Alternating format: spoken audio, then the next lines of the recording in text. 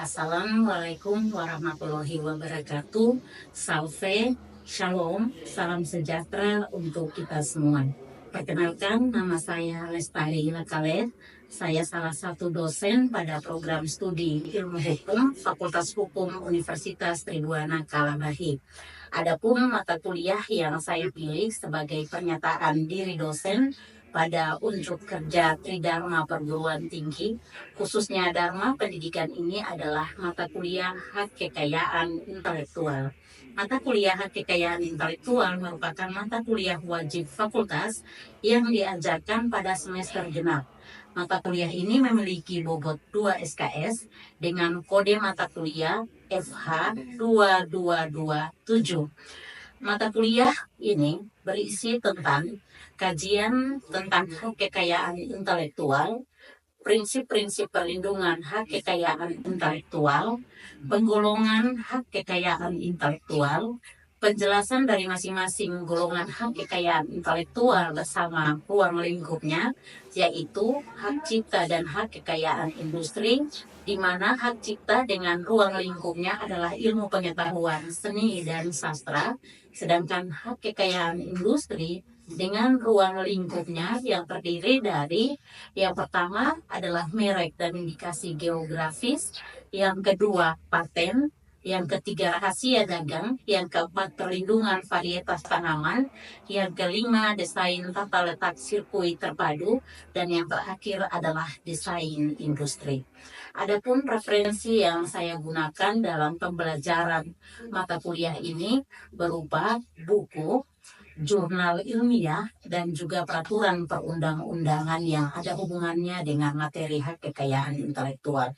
Selain itu, saya juga menggunakan buku panduan hak kekayaan intelektual yang diterbitkan oleh Direktorat Jenderal Kekayaan Intelektual. Dalam pembelajaran di kelas, saya menerapkan model belajar tatap muka di kelas, pemberian modul ajar.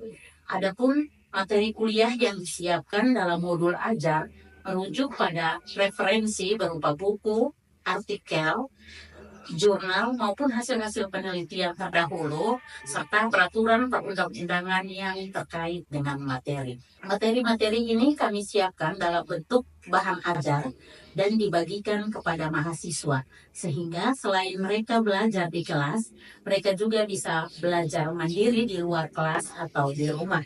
Dalam proses pembelajaran, kami menggunakan metode yang beragam seperti brainstorming, ceramah, tanya jawab, diskusi, dan tugas. Tugas di sini baik tugas secara mandiri maupun tugas kelompok.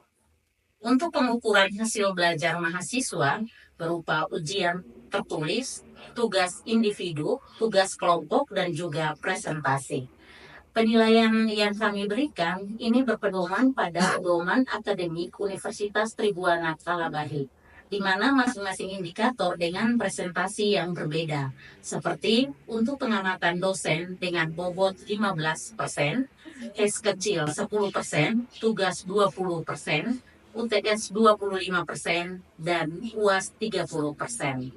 Hasil penilaian yang kami lakukan selalu diberi catatan-catatan perbaikan dan dikembalikan kepada mahasiswa sebagai bagian dari umpan balik untuk menambah minat belajar mahasiswa.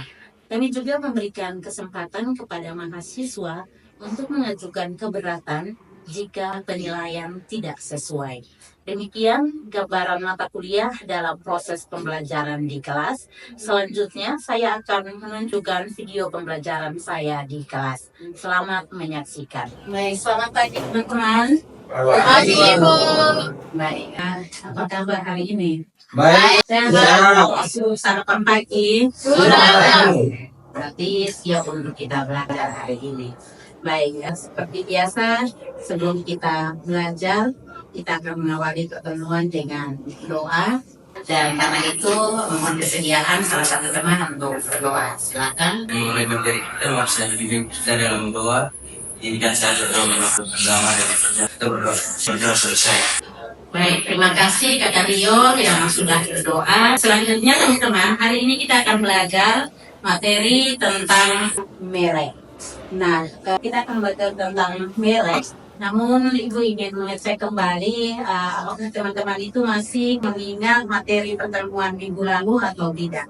Apakah ada teman-teman yang masih ingat pertemuan minggu kemarin? Masih Ada ingat. sampai di mana? Ada yang masih ingat materi kita sampai di mana? Saya Bu, Baik, silakan Ishak. materi kita di minggu lalu tentang penggolongan hak kekayaan intelektual. Tentang penggolongan hak kekayaan intelektual. Ada lagi yang mau menambahkan apa yang disampaikan oleh Ishak? Penggolongan hak kekayaan intelektual atau hak kekayaan intelektual itu digolongkan ke dalam berapa bagian? Silakan Julius. Ada dua bagian, yang pertama hak cipta dan hak kekayaan industri.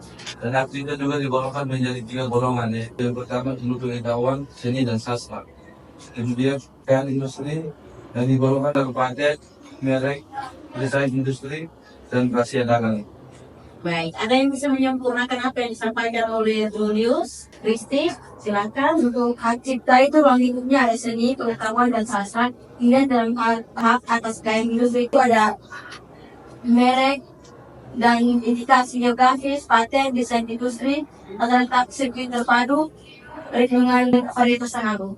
Baik, terima kasih Kristi, terima kasih teman-teman masih mengingat materi pertemuan minggu lalu. Jadi hak intelektual itu secara garis besar digolongkan ke dalam 2 bagian, yaitu hak cipta dan hak atas kekayaan industri. Masing-masing golongan ini juga dia memiliki ruang lingkupnya tersendiri.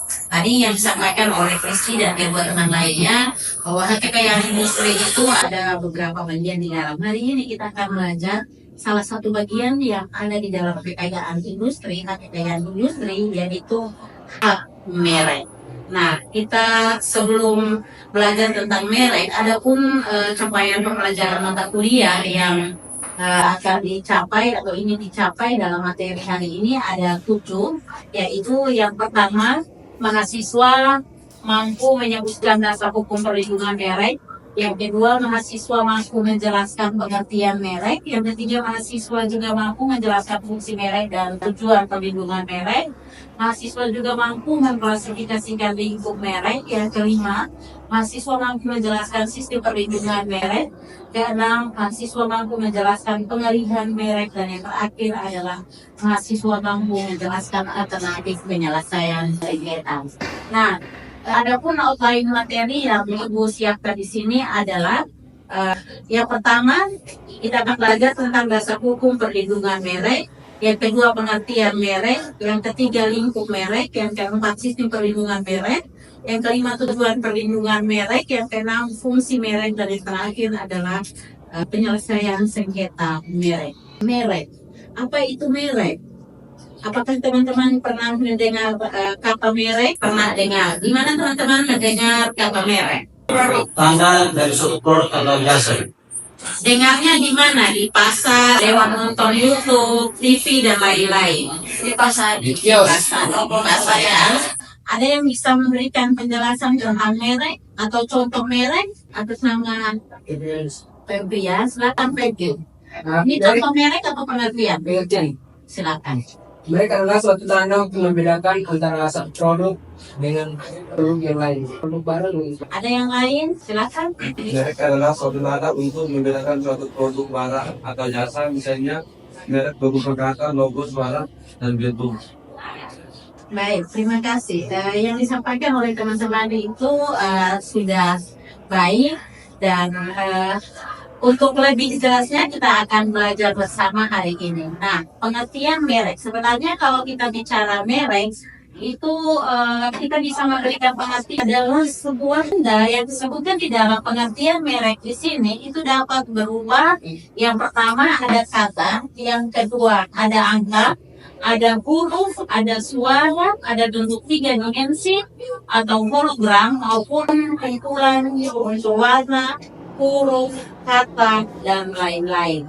Jadi kita bisa lihat di sini bahwa merek itu dia sama artinya dengan identitas. Nanti sebentar kita lihat fungsi merek itu adalah salah satunya adalah sebagai belanja sesuai adalah saya. Kadang kita memilih merek itu berdasarkan kesan pertama kita ketika kita menggunakan barang atau merek dari produk dimaksud baik barang maupun jasa. Nah, itu mungkin gambaran sedikit tentang merek. Ibu akan menjelaskan beberapa aturan terkait tentang perlindungan merek di sini atau yang menjadi dasar hukum merek. Itu ada beberapa aturan, tetapi yang akan kita gunakan di sini adalah Undang-Undang Nomor 20 Tahun 2016 tentang merek dan indikasi geografis. Lalu ada Peraturan Menteri Hukum dan HAM Nomor 67 Tahun 2016 tentang pendaftaran merek. Lalu ada Peraturan Menteri Hukum dan HAM Nomor 42 Tahun 2016 tentang pelayanan permohonan kekayaan intelektual secara elektronik. Lalu ada Peraturan Menteri Hukum dan HAM Nomor 12 Tahun 2019 tentang indikasi geografis. Nah, itu beberapa dasar hukum yang akan kita gunakan sebagai rujukan untuk belajar tentang merek. Nah, tadi dalam pengertian yang kita sebutkan di awal, bahwa merek itu dia merupakan tanda, dan tanda yang dimaksud itu suara, angka, dan juga hologram, dan juga bisa berupa 3 dimensi atau 2 dimensi. Nah, yang dimaksudkan dengan kata, ambil contoh, teman-teman itu biasa membeli pasta gigi, dan kemudian teman-teman itu akan menanyakan tulisan yang bertuliskan pada pasta gigi itu bertuliskan Ciptaden atau Pepsodent. Itu untuk barang yang namanya pasta gigi. Sedangkan mereknya adalah merek dengan tadi Pepsodent tadi. Atau misalkan teman-teman membeli barang yang mereknya Pips, itu bisa ada di bola lampu, bisa ada di mungkin alat masak atau alat elektronik yang lainnya. Itu biasa merupakan kata atau kumpulan kata. Contoh dari huruf, merek berupa huruf itu seperti teman-teman bisa temukan ada huruf A, B, C.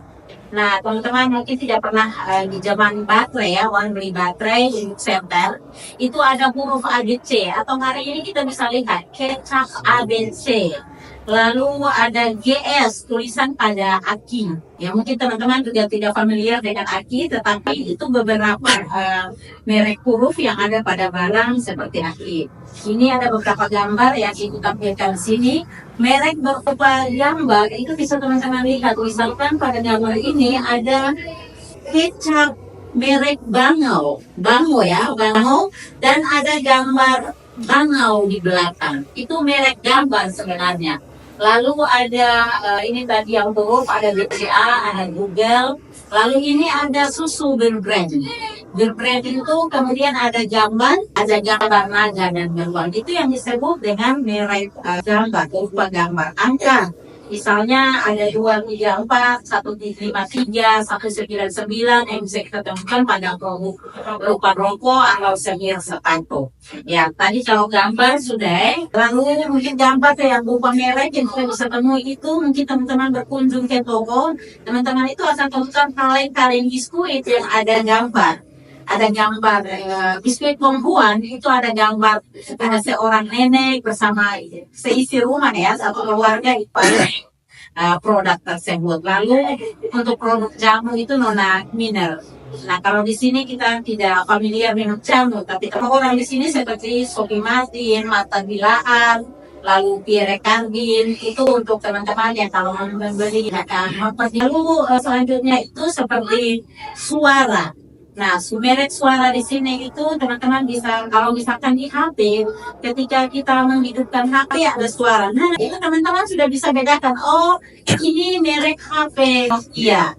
Lalu mungkin ada merek Samsung dengan bunyi yang berbeda. Merek iPhone dan lain sebagainya. Itu dinamakan merek suara. Yang tadi tujuannya membedakan produk yang satu dengan produk yang lain. Atau misalkan es krim lewat, teman-teman bisa tahu itu es krim. Oh, ada sirene ambulans, ada sirene polisi.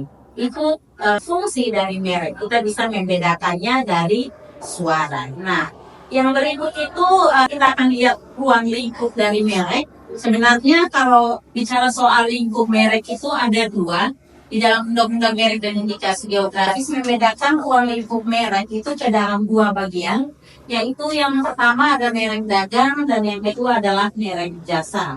Nah, merek dagang itu merek yang digunakan pada barang-barang yang masuk. Seperti kita beli air minum. Kalau kita biasa minum aqua dan kita merasa nyaman, kita akan terus mau membeli yang bernama aqua, lalu sebagai daya tarik. Lalu pengalihan merek teman-teman. Jadi tadi merek itu suatu tanda atau hak merek itu hak eksklusif yang diberikan negara kepada pemegang hak merek. Nah, meskipun dia hak eksklusif, merek itu bisa beralih. Nah, untuk beralihnya merek itu merek terdaftar itu bisa beralih dan juga dapat dialihkan. Beralihnya merek atau merek ketika bisa dialihkan itu disebabkan oleh beberapa hal. Di sini ada 6 penyebab dari merek itu bisa beralih atau dapat dialihkan. Yang pertama ada pewarisan, yang kedua ada wasiat, yang ketiga ada wakaf, yang keempat ada hibah, yang kelima dia beralih karena perjanjian, dan yang keenam adalah dia beralih karena sebab lain yang dibenarkan oleh peraturan perundang-undangan. Nah, selanjutnya itu penyelesaian sengketa teman-teman. Untuk penyelesaian sengketa hak merek itu biasanya diselesaikan melalui 2 alur penyelesaian, bisa melalui litigasi dan juga non litigasi.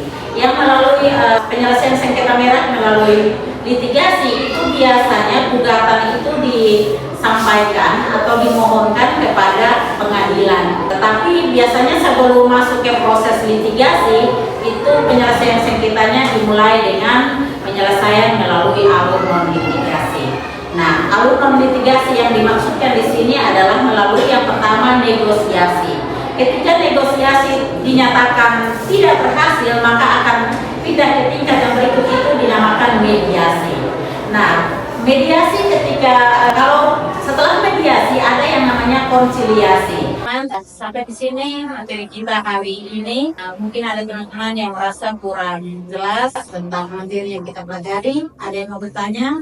Ibu persilakan. Satu usul, satu saja. Kristi, 2 orang. Orang ketiga, orang ketiga pas, orang ketiga mengerti saja. Baik, mungkin dari usul dulu silakan. Baik, aku baru saja saya bertanya,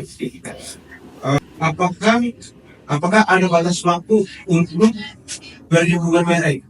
Bagaimana jika suatu merek itu tercapai pada batas waktu perlindungannya? Terima kasih. Baik, mungkin kita terima dulu semua pertanyaan, baru Ibu akan menjelaskan sekalian. Silakan Kristi. Saya mau minta penjelasan saja tentang yang tadi Ibu katakan bahwa beralihnya merek karena sebab lain yang diterangkan oleh undang-undang. Baik, ada 2 pertanyaan ya. 2 pertanyaan. Pertanyaan pertama, apakah ada batas waktu perlindungan merek? Lalu bagaimana jika batas waktu tersebut berakhir? Lalu dari Kristi adalah tadi dalam beralihnya hak merek itu salah satu alasannya adalah karena sebab lain yang dibenarkan oleh undang-undang. Apakah ada teman-teman yang bisa memberikan jawaban terhadap pertanyaan dari 2 teman? Silakan Francisco ya. Francisco, silakan. Ya, baik, yang ini jawab pertanyaan pertama yang disampaikan oleh Bapak Usul tentang batas waktu perlindungan merek. Jadi batas waktu perlindungannya itu 2 tahun. 2 tahun. Ya. Ada yang bisa melengkapi jangka waktu perlindungan merek? Berapa lama nih Rion? 10 tahun. Evelyn? 25 tahun. Baik, Bu. Bisa? Jangka waktunya itu 10 tahun dan apabila jangka waktunya itu kalau habis maka dapat dilakukan kembali.